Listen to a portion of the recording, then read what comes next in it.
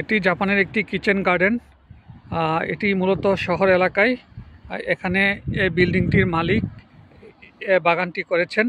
আমরা দেখি তারা কিভাবে বাগান করে থাকেন এবং কি কি জিনিস চাষ করে থাকেন। তারা কিন্তু প্রত্যেকটি জিনিসের জন্যই বেড করে থাকেন। এই যে দেখতে পাচ্ছেন যে পলিথিনের মাল্চ তারা ব্যবহার করেছেন। এবং আপনারা দেখুন যে এখানে পেঁয়াজ লাগানো হয়েছে। এই বেডটি মূলত পেঁয়াজের জন্য।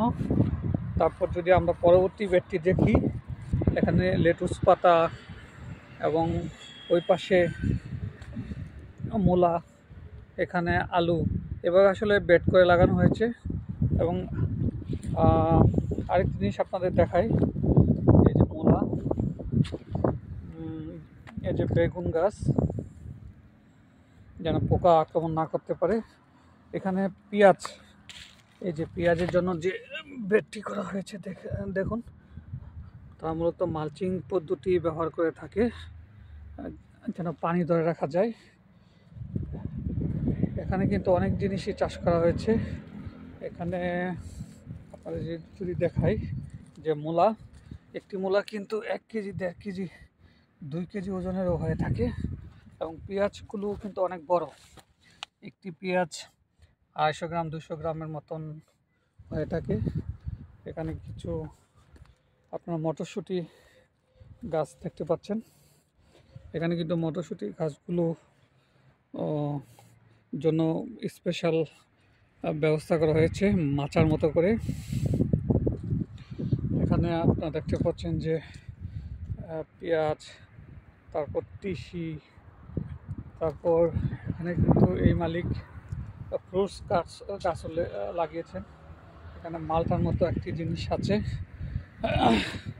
এই যে এই কিচেন গার্ডেনে তারা এই জিনিসটি, এটি ভিটামিন সি এর একটি উৎস। তাছাড়া এখানে দেখুন আপনারা তারা পটেটো, আলুর চাষও করেছেন।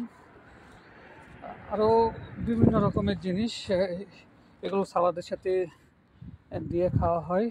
আমাদের দেশের ধনিয়া পাতার মতন এগুলো আসলে। এখানে বাঁধাকপি, আর এখানে মূলা। এখানে কিন্তু মূলার উৎপাদন খুব ভালো হয়। আরেকটি গাছ আমি না দেখালেও নয়, আপনাদেরকে দেখাচ্ছি। এটি মূলত রসুন, গার্লিক। এটি মূলত একটি খুব জনপ্রিয় সবজি এবং খুব চড়া দামি বিক্রি হয়। এই সবজিটিও কিন্তু খুব ভালো, বিগরাস একটি সবজি গাছ, অসম্ভব সুন্দর এবং অনেক বড়। এবং তারা পানি দেওয়ার জন্য, এই যে আমরা যে ফেলে দেই যে পানি খাওয়ার পর, এগুলো কিন্তু তারা পানি দেওয়ার জন্য ব্যবহার করে থাকে। সকলকে ধন্যবাদ, ভালো থাকবেন।